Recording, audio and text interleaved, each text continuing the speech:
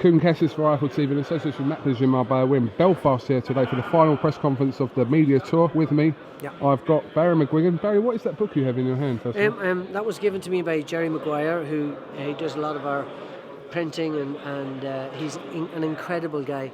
Absolutely brilliant. He does everything, short notice, like boxing is always at the last minute. So he does a lot of the cycling, printing. He's a wonderful guy. So he gave me this book. Barry Flynn is a boxing historian in Belfast. So I haven't actually read this book.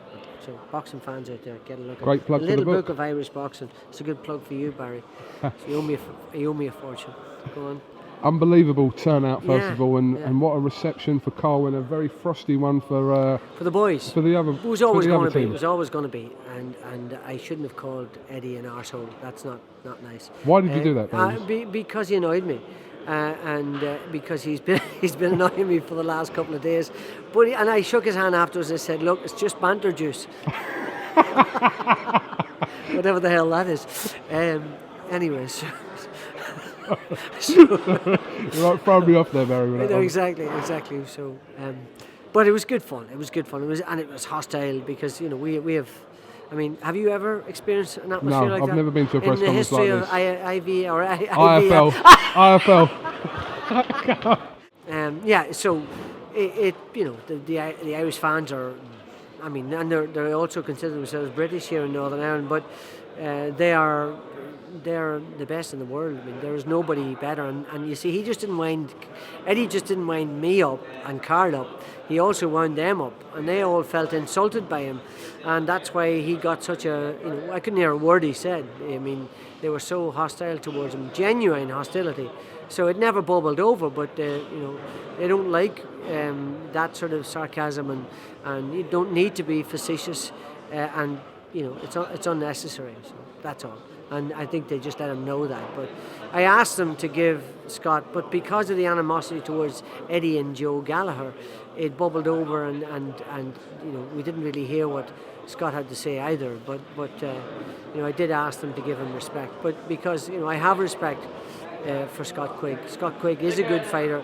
I understand.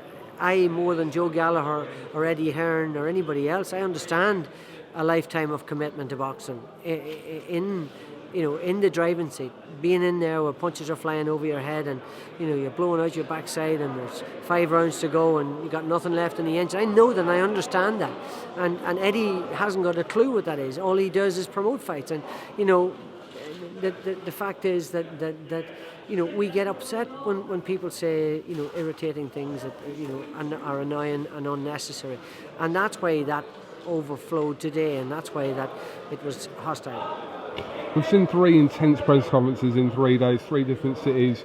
We haven't really seen you and Eddie sort of go at it up until today. Was it kind of a little... Did you want to say things in the previous day? No, I didn't want to say things in the previous day, and I didn't really want to... I didn't want to get in, and I said arsehole, and I shouldn't have said it. That was unnecessary, and I shook his hand afterwards, as I said to you. Yeah. But and he's just winding me up, and Carl up, and Shane up, and all of our people up, and I just was winding you up. That's all. Obviously, the press stuff now is over until sort of next year, and these 2 camps can go away and concentrate on what really does matter. February the 27th in Manchester.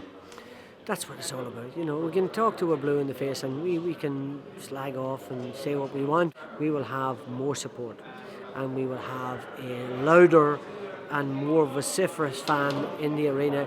You see what they're like today. They're 5 times what the normal English fan are like. They just have that level of passion about them that it ramps it up. So you'll see on the night it will feel like Belfast, I promise you. What advice do you give for people that are in search of tickets come Friday, Barry? Because they're going to be gone relatively quickly. That's the sad thing about it, and the thing about it, I'm saying go to Matchroom, go to the arena first of all, because they have the greatest bulk of tickets. Go to the arena, go to Cyclone, go to Matchroom. I don't care if I have Matchroom. I'm really genuine. I want all the fans who have supported Carl all along to get a ticket to this fight. I know it's more expensive because we had to make it more expensive because there are a lot of costs involved, and the fact is it's a huge event.